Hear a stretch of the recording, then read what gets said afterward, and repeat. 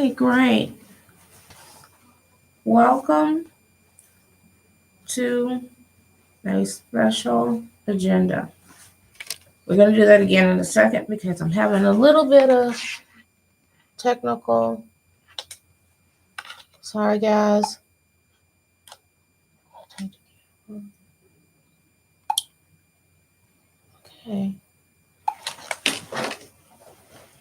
Okay. Okay. This time it worked all out, and I'm so glad that everybody that took the time out of their schedule joined me. So, again, I'm going to do my greeting that I'm still working on doing it in sign language, which is welcome to a special agenda. In tonight's discussion, we'll be talking about something that every day that we have choices when it comes to our relationships with our loved ones, with our mates, with our children, with our friends, with our coworkers. Those are all relationships. And oftentimes we're struggling daily with the choices that we make based on how we were raised, past trauma, whether it be related to childhood or things that happen as adults in the process of growing up. In all earnestness, many times our loved ones, whether we were raised by our parents or our grandparents, distant family members, whether we were adopted, those are all relationships. In all our interactions, in a lot of instances, choices were made based on their own personal experiences, what they were dealing with, what they knew, what they'd learned. And for us, we have to make that decision daily. How do we want to proceed in dealing with each other? Lots of injuries are made by accident. That's why when you're driving a vehicle and those things happen, which usually insurance needs to get involved, information needs to be exchanged. Decisions were made based on the point in which we were seeing from. And so they're called accidents. If we're fortunate, it's not severe. No one's hurt severely. And in other instances, someone has to go to the hospital, rehab is needed to be done, and occasionally there is death. Those same forms of decisions are made throughout our life. We make decisions based on what we see in our personal encounter. And so sometimes damage is done, but we have to make sure that the damage that is done by us is not something that we're carrying on the generational curse, or we're continuing to not make the adjustments that we personally need to make so that our family can win, so that our relationships can win, so that our children can win, so that our marriages, so that our courtships can win, our friends can win. There was once this one particular, we all like to, some people are very competitive. I particularly didn't think that I was, and I'm not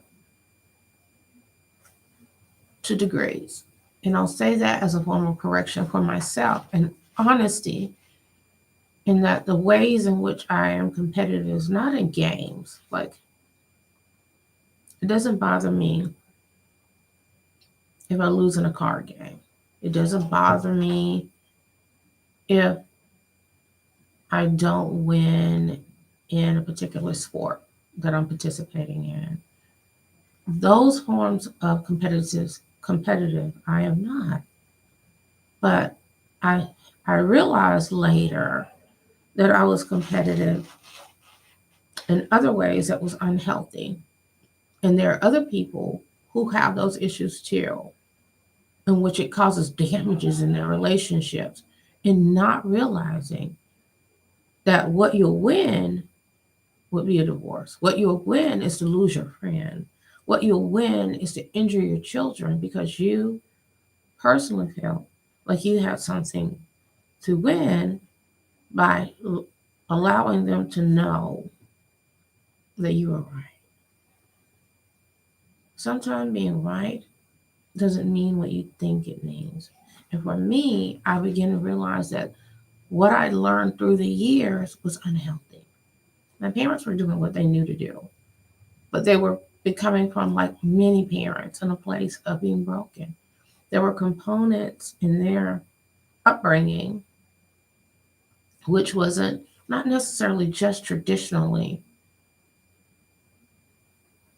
but it wasn't where they had all the needed components for their life to be balanced, for their relationships to be healthy, because they had circumstances within their own personal upbringing where they didn't have all of the people and structure that they needed for things to go smoothly. So they were operating on what they saw. And I was operating from a place of that. I thought that I had learned what not to do, and I had. And I had more of that learning to do. But I also learned that the competitiveness that I had was destructive in ways of giving information that I didn't need, or holding on to things that needed. You said you let it go, but every opportunity bringing it up, saying that we're pointing out patterns when we're not having constructive conversations. Sometimes we do that without being aware of how to correct it. There was one particular game that, and I did it as a joke without realizing how hurtful, demeaning, insulting, and just mean it was. It was a joke, and there are other people who know about it. Lots of people that don't. Not about that particular incident, but this particular, it was a game. And my husband is clearly, he's a man, so he's stronger than me. And there are other things that quicker, smarter, so many things that if you don't know him well, you wouldn't pick that up right away. And I said, you want an Italian arm wrestle? He was like, in his mind, he could win. Clearly. Okay. So he put his elbow up. I said, this is how it's done, because this is Italian arm wrestling.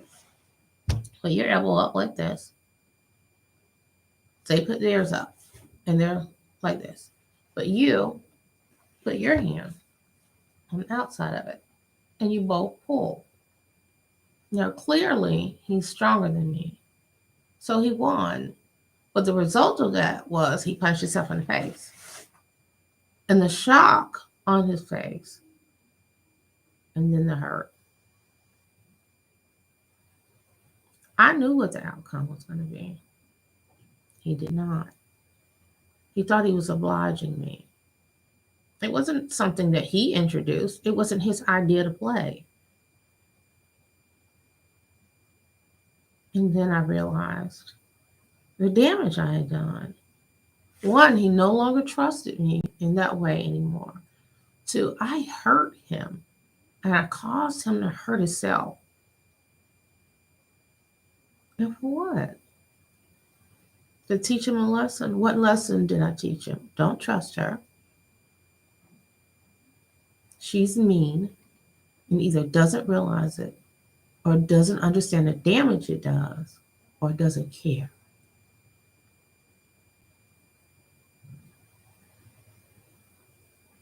And we have to ask ourselves daily, is that what you're trying to teach her? Your mate, your children, your co-workers, your manager, your friends, your family. Are you trying to teach them a lesson so that you can prove that you're smarter than them? That you can prove that they don't matter? That you can prove that you'll always win? What do you win? The injury of someone else? The ability to crush someone's ego and self esteem. See, sometimes we don't realize that the person that's in a relationship with them, with us, whatever the relationship is, that their ego may be and their self esteem may be more fragile than we're honest about. So we have to be mindful when we are interacting with our loved ones, when we're trying to gain their trust and keep their trust, while we're trying to help them grow and grow ourselves, that we're not there in a place of trying to win their disrespect, their distrust, and injure them without thought to what the outcome will be. Because it's more than hurting their feelings. It's about doing more damage to something that might have already been broken from their things that had happened in their past that didn't go the way that they expected, or the damage that was already done that now you're adding to because they've been in relationships and friendships with people that were constantly interested in hurting them. Is that what our goal is? To prove that we can't be trusted emotionally either. It's important that we take the time to not just worry about what's going on with them, but to try to heal ourselves. But you won't help someone heal by further injuring them. You won't help yourself to heal that way either. Because what generally happens is you build up distrust, you build up, and you're angry. And now you all are in a battle of hurting each other, of proving who can hurt each other the most, who is more correct. Now this becomes competitive in a way in which you're not trying to help them build themselves up, except for the benefit of you. Is that what our goal is?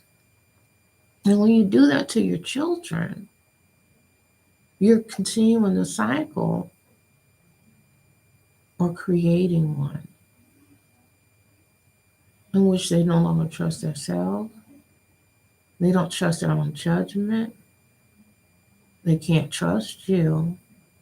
They don't know how to trust others. And they will pass that along. So they don't have healthy friendships.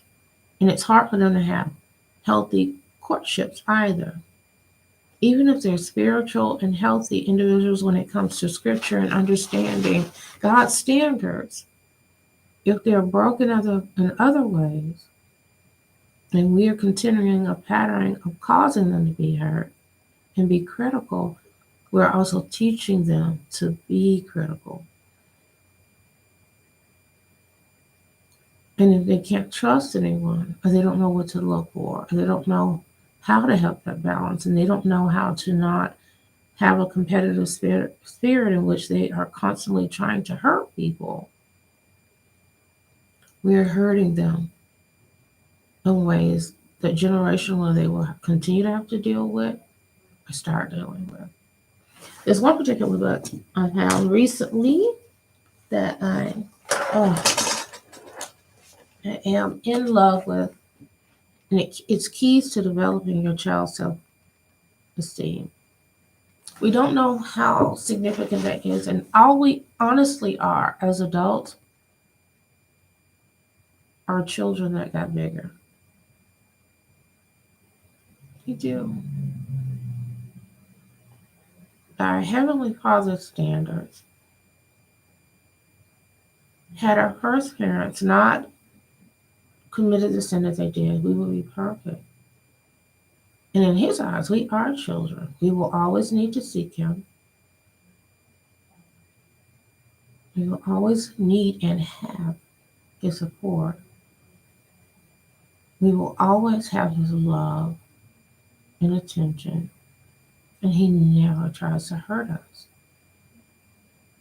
And we don't know how significant it is that we don't take stabs, not at just our mate, but in some families, they have the situation where they are co-parenting, and they even have to, regardless of how they feel about it, have a healthy relationship with your stepchild's father or mother. And even if that person is in pain, it's important not to attack their self esteem also and give them grace. We have to understand that with all of our relationships, we have to be forgiving as our Heavenly Father is, because He knows that we are human and He realizes that we're imperfect. But with each other, we have a tendency to not remember. We don't live in that daily reality that because we are imperfect, we owe each other the gift of grace. And we definitely have to do that with our children. I was speaking with a friend of mine earlier, and we were on the conversation of being um, forgetful, and how, as parents, we constantly berate our children for being absent minded, accident prone, forgetful, easily frustrated, when we exhibit those same things daily. How do you reprimand a child for losing something constantly and then turn around and ask them to find your car keys? Make it make sense. Or for getting an appointment yourself after you've reprimanded them for forgetting to complete an assignment or to turn it in. How do you correct them about being frustrated and they hear you banging on your computer or fussing about something being canceled or something happening that you had no control over? Yet when they don't have control over something, we reprimand them for the same mistakes that we've made. We didn't give them grace. So what you teach people when you correct them in a way that's harsh without considering the fact that you're human and have done similar. And we have a tendency not to remember the good things someone has done. We focus on the bad things. We have a tendency to point out other people's shortcomings without giving them the grace that we wanted when we needed it.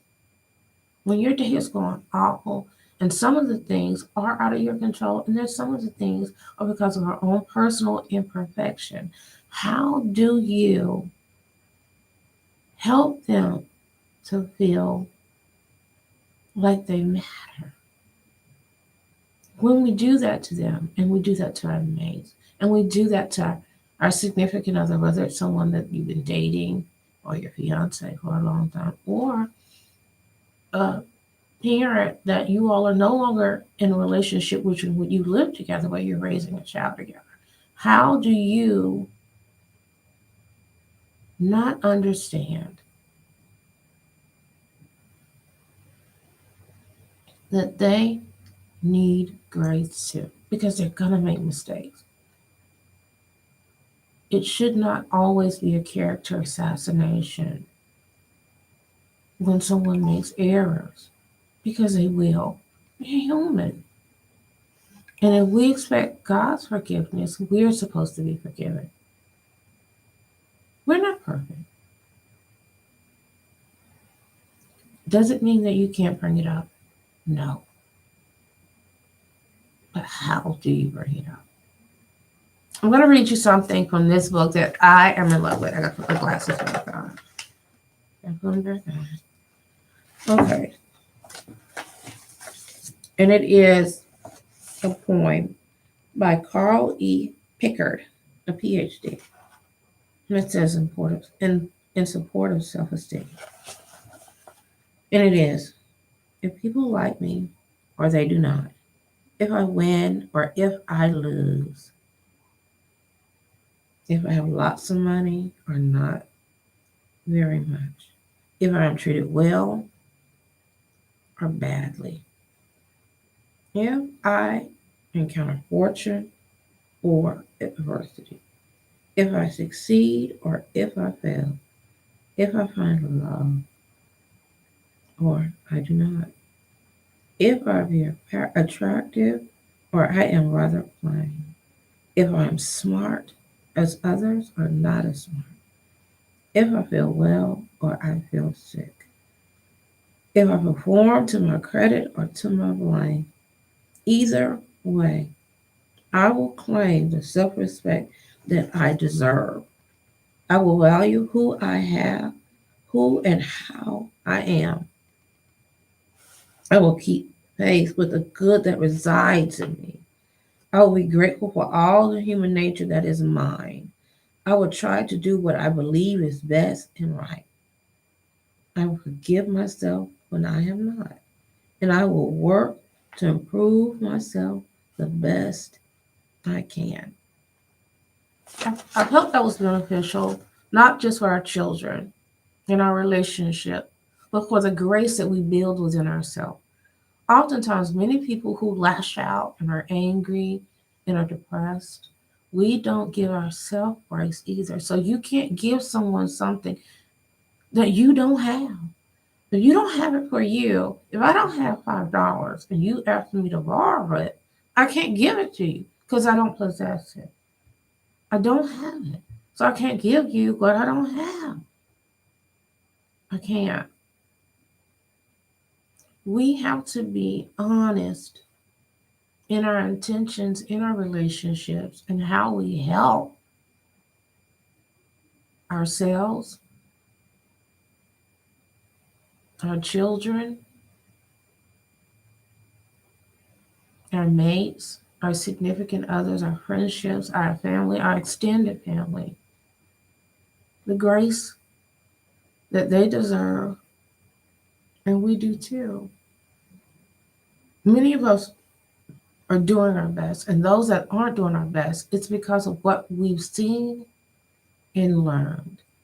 Sometimes it takes effort and honesty to know that we need to unlearn the things that we do regularly and to recognize that it's unhealthy.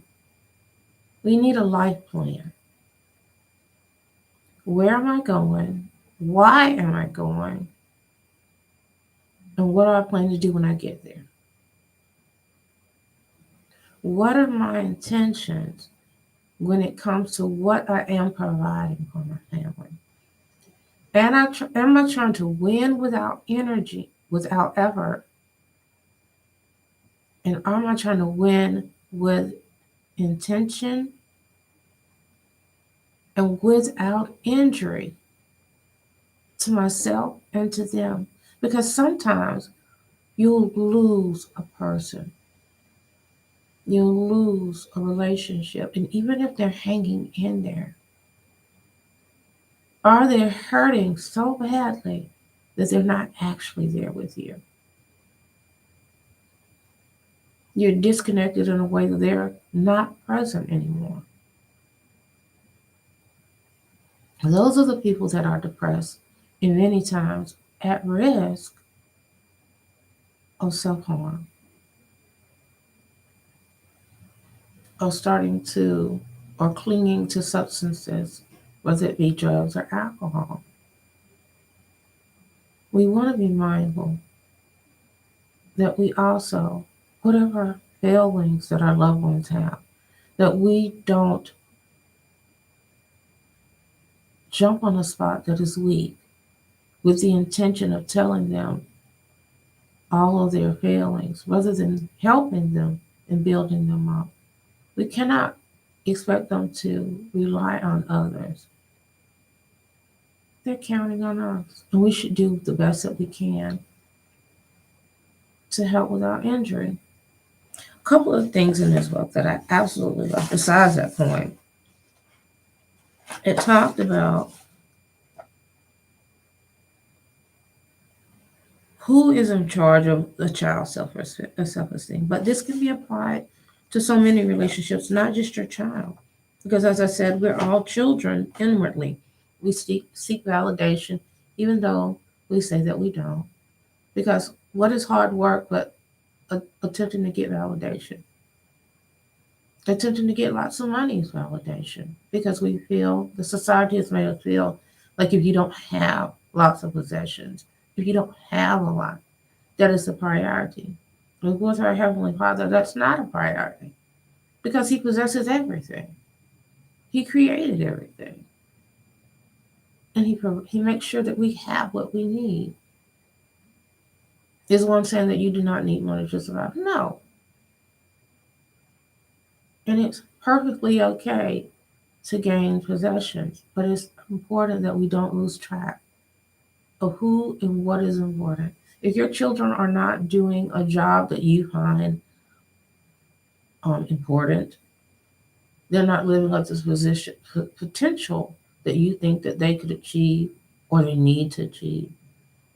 We have to be mindful that when we're encouraging people to do things, that we're not doing it for the benefit of us and forgetting about them. Because it's not hard to do. It is not hard to start pushing our children or mate or friends in a way in which we feel is beneficial. But it's just our thinking without thinking about the fact that this is their life. This is their happiness. This is their distress. And if things don't go well and we push them in this particular direction, we should not be able to just walk away without thought to how they will be affected. Will they be happy? It is okay if one does not make a lot of money if they are satisfied, if they love it. I've had many conversations with different individuals where we discussed the potential of someone else and what they could do and what they were capable of without thinking about the fact that that's not what they want to do. Whatever one wants to do, as long as it serves the family and takes care of themselves, they have the right, a God-given right, to be happy in their personal life. If they work at a restaurant and work at Pizza Hut for 22 years, and they are middle management, if they're happy and it serves the purpose in which they need, we should be happy that they're happy. If they're doing anything else, and as long as it isn't, we shouldn't push people against their will and require that they be miserable so that we have something to say to strangers while they're under stress and they're dissatisfied. My mom, being my mother, being the wonderful parent she was attempting to be, when I graduated from high school, she decided that I either needed to be a nurse or go to school for computers. Now, mind you, we never did buy me a computer, but I went to school, completed it, but I hated it. Oh gosh, I hated it. So I did not keep up with it, and I did other things that job-wise, it didn't require that she give me any money, but she was unhappy for me because she felt like I had other potential. And here's the joke. I didn't want to be a nurse because, not that I didn't want to be a caretaker, I was afraid of needles. So I did not want to be involved with that. The joke is, later I found out that I had juvenile diabetes, and I didn't find that out until I was an adult.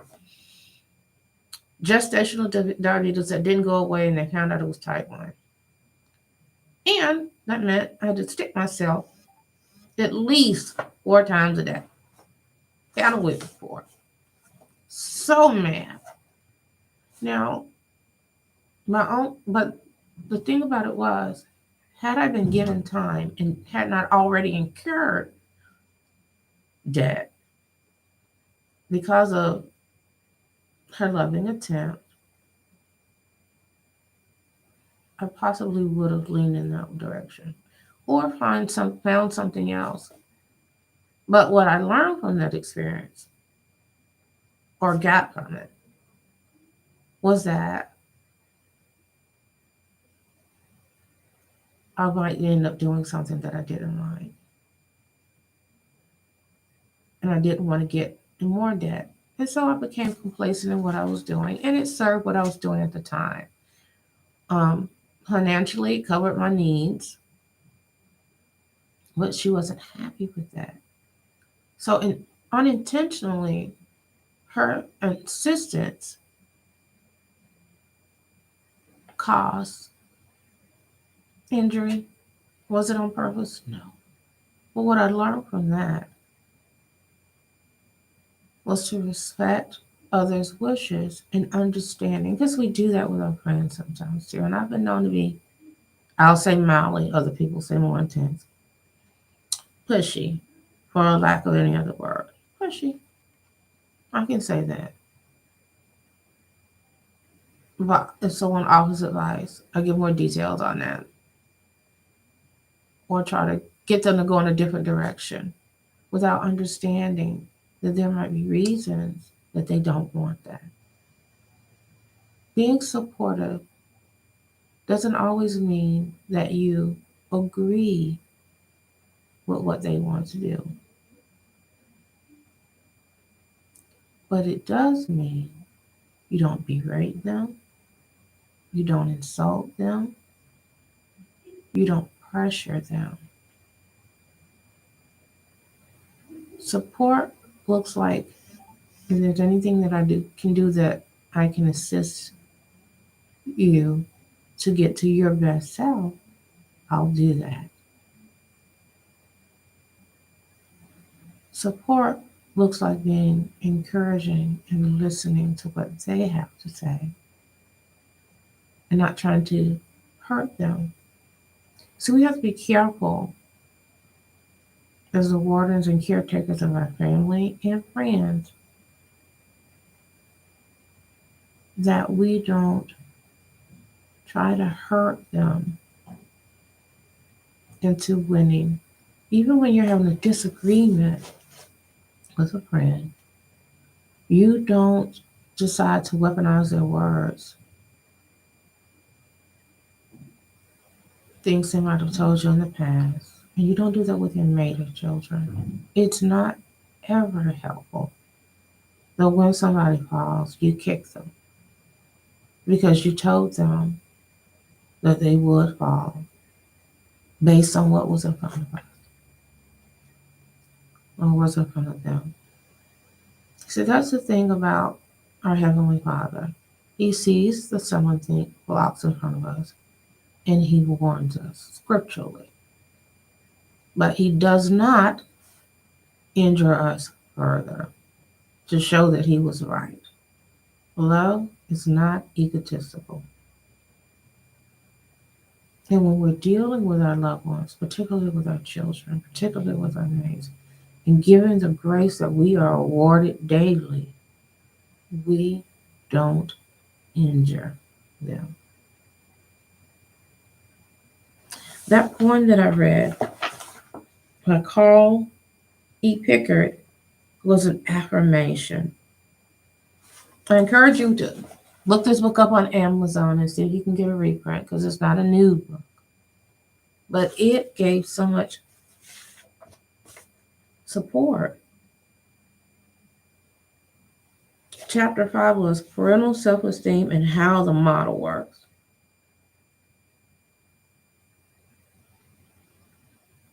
Chapter 7 was communication and speaking up to others. How to help them defend and protect themselves. And how that we can do that as well. How they can help themselves and accept themselves. Accept the things that we cause and the things that we can't control, and not have a negative image of themselves. So we have to be mindful too that when giving grace, grace looks like not painting a negative picture every day about a person's shortcomings.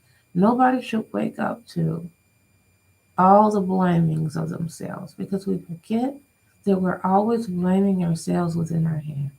Just because a person never intentionally says to you the things that you don't think that they see about themselves doesn't mean it's not going on in here. What they need is our grace and encouragement, not a kick because they fail.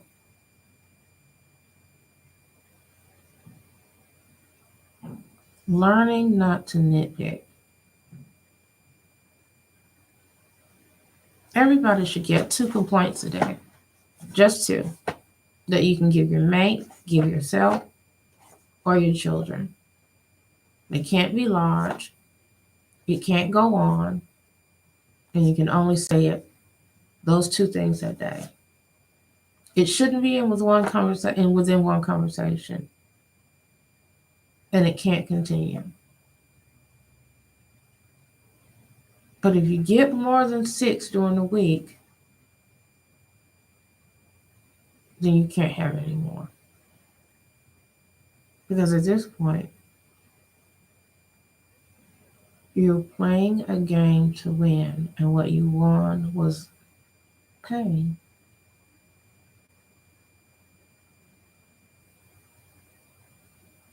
And we have to be careful, because what happens eventually is they start to give it back.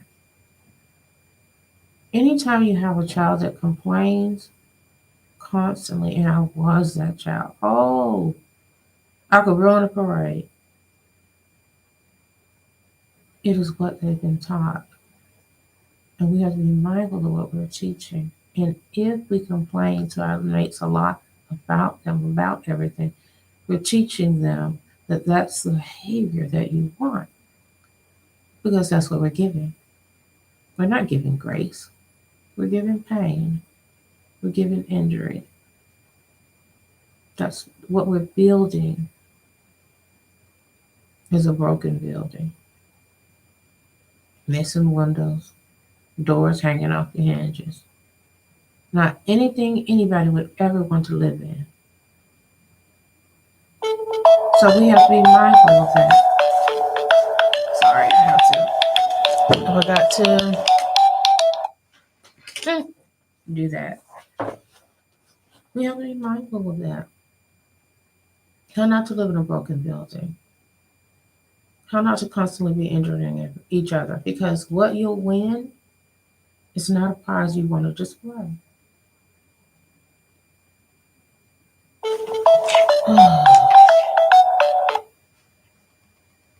He's going to keep calling. Thank you all again for joining me in the room with a special agenda. Y'all have a wonderful night. I love you guys. Keep loving each other, even if you don't feel you'll get it back, because it's necessary. It's a choice. You all continue to be wonderful. Have a great night.